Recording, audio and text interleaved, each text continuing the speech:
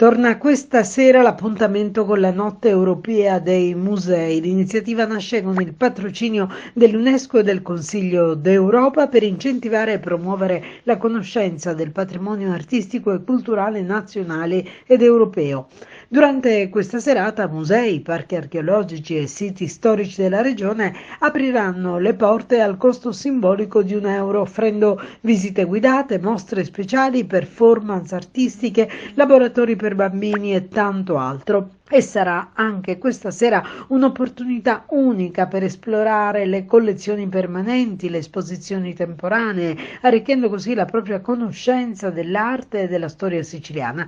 Ad Agrigento aderisce il Museo Archeologico Regionale Pietro Griffo, che sarà aperto dalle ore 21 all'1 di notte e ospiterà un inedito percorso teatralizzato con i ragazzi del Liceo Empedocle di Agrigento, che ha come filo conduttore il mito di Achille e Pentesilea tra Eros e Thanatos.